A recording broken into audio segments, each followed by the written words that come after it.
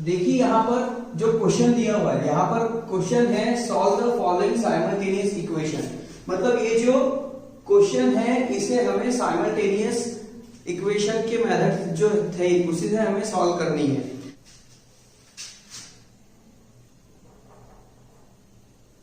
देखिए यहाँ पर जो है इक्वेशन दी हुई है। अब इस इक्वेशन में देखिए, सॉरी यहाँ पर x होना चाहिए, हाँ तो यहाँ पर इक्वेशन दी है 2/x minus 3/y is equal to 15, 8/x plus 5/y is equal to 77। तो देखो यहाँ पर भी x है, अपॉन में यहाँ पर भी x है, यहाँ पर भी y है, अपॉन में यहाँ पर भी y है।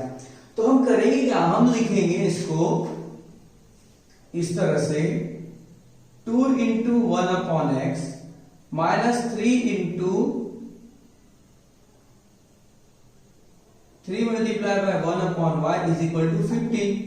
इस इक्वेशन को हम इस तरह से लिख सकते हैं, बिल्कुल लिख सकते हैं। इसे कैसे लिखेंगे, 8 multiply by 1/x plus 5 multiply by 1/y is equal to 77। तो देखो यहाँ पर कॉमन क्या है, यहाँ पर भी 1/x हो गया, 1/x 1/y 1/y।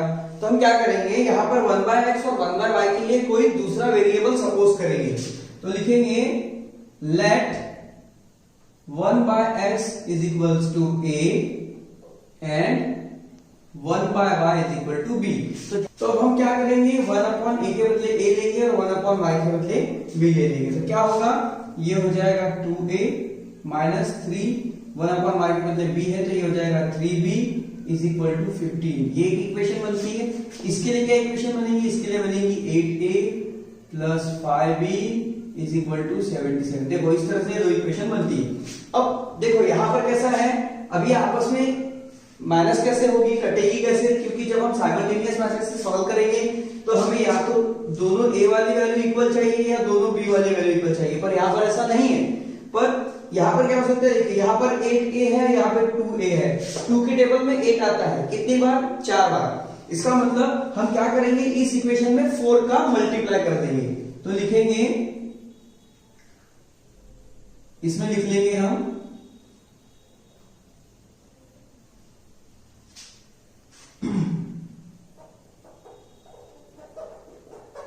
Multiply by 4 का मल्टीप्लाई करने पर ये क्या हो जाएगा, ये हो जाएगा 8a प्लस मतलब 4 2 जा 8, 4 3 जा 12b इज इक्वल्स टू ये हो जाएगा 60। ओके, अब इसे दे दीजिए इक्वेशन नंबर 1 और ये जो है हमारी इक्वेशन नंबर 2। ठीक है, अब क्या करेंगे, इस या फिर आप चाहे तो यहाँ पर हम पार्टीशन ऐसे दिखा सकते हैं, अलग अलग दिखाने के लिए ज्यादा अच्छा होगा। हाँ, अब यहाँ पर क्या है, ये दो इक्वेशन है। अब क्या करेंगे, इसको हम सॉरी यहाँ पर जो है यहाँ पे माइनस का साइन होना चाहिए। हाँ, अब यहाँ पर हम क्या करेंगे, इन दोनों इक्वेशन को सबट्रैक्ट कर देंगे। लिखेंगे subtract equation 1 subtract equation 2 from 1। तो भाई 1 कौन सी है, ये है 8a minus 12b is equal to 60 और सेकेंड कौन सी है 8a plus 5b is equal to 77। तो देखिए यहां पर होगा क्या, इससे सबट्रैक्ट करेंगे तो ये भी माइनस हो जाएगा, ये भी माइनस हो जाएगा और ये भी माइनस हो जाएगा। ये तो कैंसिल हो गया, 12 और 5 हो जाता है 17, दोनों माइनस में है तो माइनस 17b।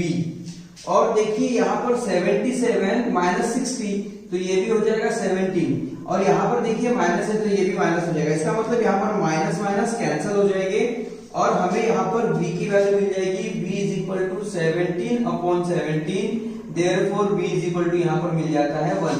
चलिए अब b की वैल्यू को हम इक्वेशन 1 में रख देंगे।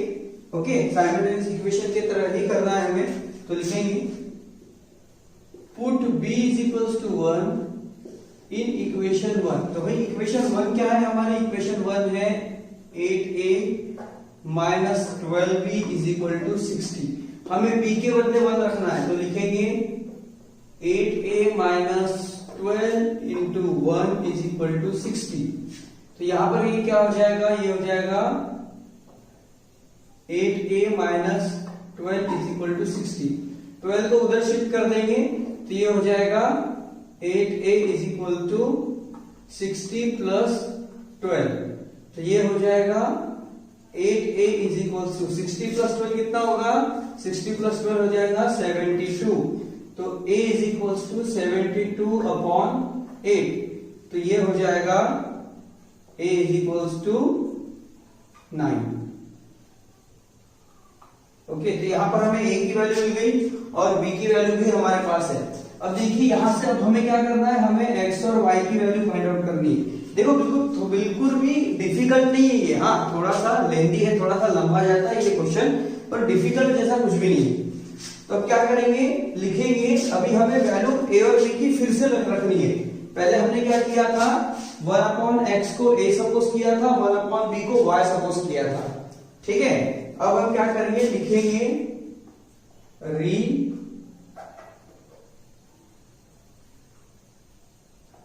Substituting value of a and b, a और b की वैल्यू अब हम रीसब्स्टिट्यूट कर रहे हैं, रिप्लेस, ठीक है, फिर से हम उसको रीसब्स्टिट्यूट कर रहे हैं।